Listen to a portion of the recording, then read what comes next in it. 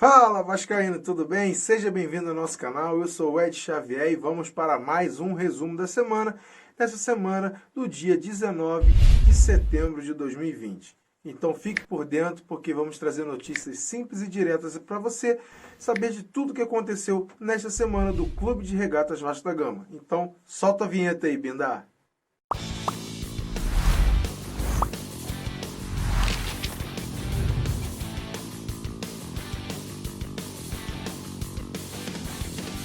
Já vamos começar esse vídeo então falando sobre a política do Vasco, que nesta semana o presidente Alexandre Campelo lançou a sua chapa para tentar a reeleição do clube. Contudo, na sexta-feira, Eloy Ferreira entrou com um pedido para impugnar o presidente Alexandre Campelo, falando que ele está com a conta de 2018 reprovada e por isso ele não pode ser candidato à reeleição. Então, abre aspas para as palavras de Eloy Ferreira, segundo informações no site Super Vasco, através do repórter João Pedro Fará.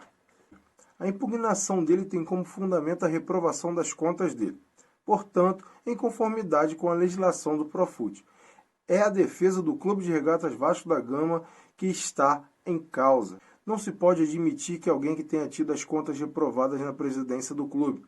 Destaca-se que as contas foram reprovadas e o mesmo não as ratificou. Portanto, está inadimplente, conforme a lei do Profut. Fecha aspas. Embora sua notícia tenha chegado na última sexta-feira, o presidente já falou que vai recorrer para conseguir tentar a reeleição do Clube de Regatas Vasco da Gama. Cabe ressaltar que nós, do Grupo Fala Vascaíno, não apoiamos nenhum grupo político. Somos amigos de todos os candidatos. Tanto que você já viu o Aquiles com o presidente Campelo, com o candidato Levinciano, com o candidato Júlio Brandt, com o Vitor Roma também da chapa Mais Vasco, que está apoiando a candidatura do Jorge Salgado. Ou seja, o nosso canal é amigo de todos eles, tanto que eles ajudam muito o Fala Vascaíno, com doações para a gente poder levar até vocês um pouco mais de Vasco, principalmente para vocês que moram longe do Rio de Janeiro, moram em outros estados. Então é só deixar essa ratificação aqui para você entender que nós não apoiamos grupos políticos. Nós apoiamos o Clube de Regatas Vasco da Gama. E o Vasco no próximo domingo encara o Curitiba no Couto Pereira e pode ter um time misto. Isso porque o Vasco está disputando junto com o Botafogo a vaga para as oitavas de final da Copa do Brasil, que pode render uma média de 2.600.000 e o Vasco está precisando muito priorizar essa competição porque é a que mais paga no Brasil. Então, com isso, o Vasco pode ter algumas surpresas dentro de campo. Eu vou deixar aqui possível escalação do Vasco para o jogo de domingo contra o Curitiba, uma vez que alguns reservas também se encontram no departamento médico e o Ramon Menezes também com coronavírus, é um desfalque, não vai colocar esses jogadores que estão retornando de lesão para disputar esse jogo, por exemplo, como Carlinhos, Neto Borges, Vinícius, Andrei, Ricardo Graça, Juninho. Esses jogadores devem ficar à disposição para a próxima quarta-feira, no jogo contra o Botafogo, que o Vasco precisa reverter o placar, já que perdeu na última quinta-feira por 1-0, gol do Babi. E aí, rapaziada, você acha que a gente vai conseguir reverter o jogo contra o Botafogo? Eu lembro que o jogo contra o Goiás lá no Serrinha a gente jogou muito mais e conseguimos reverter. Contra o Botafogo, na última quinta-feira, houve aquele deslize, um apagão do time, a gente acabou tomando um gol. Até então, o jogo estava muito bem controlado pelo time do Vasco, que entrou em campo muito cansado, isso foi visível.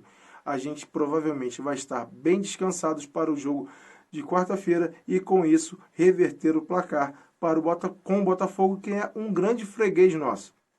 Vale ressaltar que em mata-mata o Botafogo tem um pouco mais de vantagem, mas hoje o nosso time está jogando mais futebol do que o Botafogo.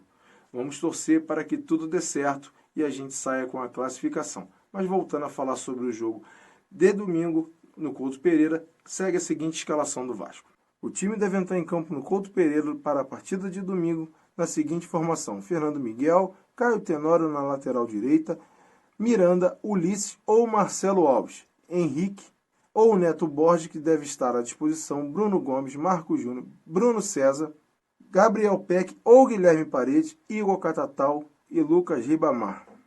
E aí, pessoal, com esse time a gente consegue ganhar do Curitiba no Couto Pereira? Eu acho que sim, porque o time do Curitiba, além de ter alguns desfalques, é um time um pouco debilitado, está em penúltimo lugar na classificação do Campeonato Brasileiro e a gente está em um time bastante equilibrado. E aí, qual placar você acha que vai ser o jogo entre Vasco da Gama e Coritiba neste domingo? Comente aqui, quem acertar, nós vamos dar um plano de sócio para quem mora fora do Rio de Janeiro. Se tiver mais de um vencedor, iremos sortear para ver quem será o contemplado. Então, comente aqui e a gente vai ver quem vai ganhar. Vamos falar agora sobre Ramon Menezes. O nosso treinador foi contaminado pelo coronavírus e está em isolamento social. Ele fez o teste na última sexta-feira e deu positivo no resultado e ele não poderá seguir para o jogo do Coritiba, para o jogo do Botafogo no meio de semana e até mesmo contra o Bragantino. Vamos torcer para o Ramon ficar bem e para que outros jogadores que tiveram contato com o nosso técnico também não venham se contaminar. Porque o Vasco tem sido totalmente prejudicado devido ao coronavírus. Nosso time sempre está desfalcado. Só para você ter noção, a principal escalação do Vasco seria Fernando Miguel, Pikachu, Ricardo Graça, Leandro Castanho, Henrique, Bruno Gomes, Andrei, Benítez, Thales, Vinícius e Germancano ainda não conseguiram jogar junto no Campeonato Brasileiro deste ano. Já estamos indo para a 12ª rodada e o time totalmente desfalcado devido a algumas lesões por desgaste e até mesmo por coronavírus. E aí, o que você acha? O que está acontecendo? E vale ressaltar que o governo do Rio de Janeiro, a Prefeitura do Rio de Janeiro, vai liberar a partir do dia 4, a princípio de outubro, entre a partida da Mulambada e o Atlético Paranaense, 30% de carga de ingresso. Ou seja, eles estão querendo colocar o futebol com torcida novamente. O Andrei Sanches, presidente do Corinthians, falou que se liberar para alguns estados e não para todos, eles não entram mais em campo. Eu concordo com ele, porque cada estado tem a sua governabilidade, cada prefeitura tem a sua governabilidade. Não é justo que o Flamengo, o Vasco, o Botafogo, o Fluminense tenham torcida, em outras cidades, em outros estados, ainda não está liberado, uma vez que a pandemia ainda não acabou. O principal motivo também não é só a organização dentro do estádio, devido às marcações, tudo, é a resenha da galera fora do estádio. Você, vascaíno, sabe muito bem como funciona a nossa querida barreira do Vasco. A gente sempre gosta de trocar uma ideia ali, ver os amigos e fazer uma festa. É bem complicado. Então, esta é a minha opinião, eu respeito quem pensa diferente, mas é bem delicada essa situação aí. Quando o Brasil liberar, a CBF liberar, em comum acordo, aí sim eu vou achar mais justo essa situação de volta das torcidas para os estádios de futebol. E saiu a rescisão de contrato do colombiano Fred Guarín com o Vasco. Desta forma, o Vasco consegue aliviar um pouco a folha salarial e trazer um jogador de peso para compor o elenco e a gente continuar brigando lá em cima na tabela. Fred Guarín, para muitos deixou saudade, para outros não. É um jogador de muita qualidade, mas que não estava conseguindo jogar futebol devido aos seus problemas pessoais. E aí, quem você acha que o Vasco vai contratar? O Vasco está sondando o lateral direito do Cuiabá, Rainer, e também o Valência, que jogou muitos anos no Manchester United, o equatoriano, amigo do Carlos Tenório, mas ele tem um salário aproximadamente de $150 mil, o que ficaria muito inviável para um jogador de 34 anos de idade. Mas a gente precisa muito de um lateral direito, precisa também de cabeça de área que não tem e um meio campo para jogar com o Martim Benítez, que está sendo totalmente sacrificado jogando e fazendo as duas pontas sozinho. E aí, quem você acha que o Vasco poderia contratar? E para finalizar esse vídeo, eu gostaria de te pedir, siga o Fala Vascaíno nas redes sociais, Instagram, Twitter, Facebook e aqui no YouTube. É muito importante para a gente você deixar o teu like e o teu comentário para que o YouTube venha recomendar este vídeo e outros do Fala Vascaíno para pessoas que, assim como você, gostam de assistir coisas do Vasco. E segue o jogo, tamo junto e preste atenção.